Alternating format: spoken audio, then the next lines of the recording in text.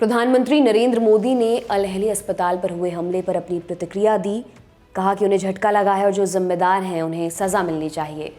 PM Modi ने x पर post किया, गाज़ा के अल अहली अस्पताल में लोगों की क्षति से गहरा सदमा लगा है।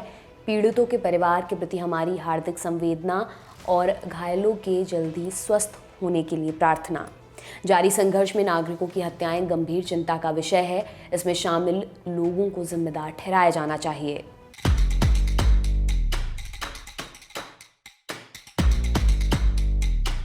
सात अक्टूबर की सुबह जब हमास ने इजरायल के इलाकों पर रॉकेट दागने शुरू किए तो भारत ने इसे आतंकवादी हमला कहा था। प्रधानमंत्री नरेंद्र मोदी ने 7 अक्टूबर की शाम को ही एक्स पर पोस्ट कर दिया कि इस कठिन समय में हम इजरायल के साथ खड़े हैं। ऐसे में पीएम मोदी के इस पोस्ट को ही भारत के स्टैंड की तरह देख लिया गया। हालांकि 12 अक्टूबर को विदेश मंत्रालय ने साफ साफ कह दिया कि भारत ने हमेशा से ही एक अलग और स्वतंत्र फिलिस्तीन राज्य का समर्थन किया है, साथ ही शांतिपूर्ण समाधान के लिए सीधी बातचीत की वकालत की है।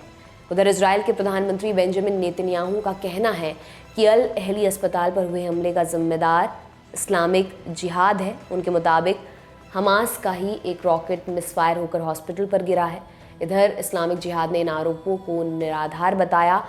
गाज़ा के हॉस्पिटल पर हुए हमले की दुनिया भर में निंदा की जा रही है। अमेरिका के राष्ट्रपति जो बाइडेन, ईरान के राष्ट्रपति इब्राहिम राइसी, तुर्की के राष्ट्रपति रेसेप तैयब एर्दोआन और फ्रांस के राष्ट्रपति इमैनुअल मैक्रोन समेत दुनिया भर के कई बड़े नेताओं ने हॉस्पिटल पर हुए हमले की निंदा की। जो बाइडेन ने कहा, मैं गाज़ा में अल अहली अरब अस्पताल में विस्फोट और मौतों की खबर सुनने के बाद गुस्से और दुख में हूँ। यह खबर सुनने के तुरंत बाद मैंने जॉर्डन के राजा अब्दुल्ला द्वितीय और इजरायल के प्रधानमंत्री नेतन्याहू से बात की। साथ ही राष्ट्रीय सुरक्षा टीम को निर्देश दिया है कि वास्तव में क्या हुआ, इसके बारे में जानकारी इकट्ठा करना जारी रखें।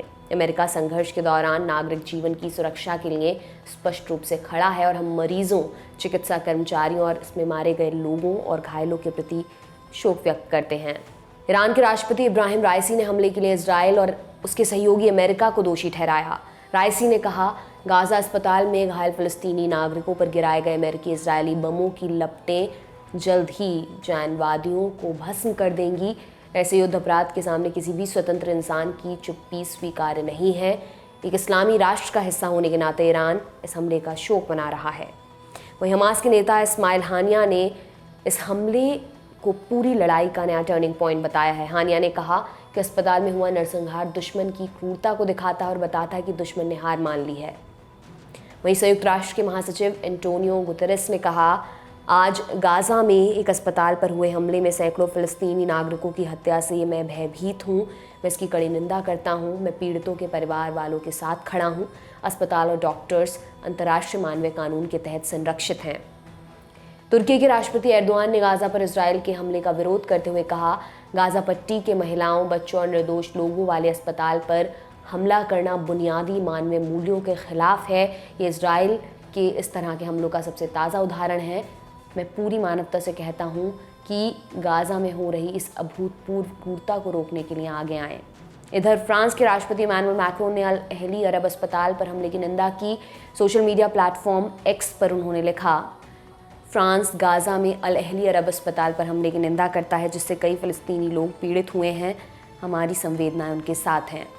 आपको ये भी बता दें कि इजरायल और हमास के बीच छिड़ी जंग में दोनों तरफ से अब तक कुल 4500 लोग अपनी जान गंवा चुके हैं।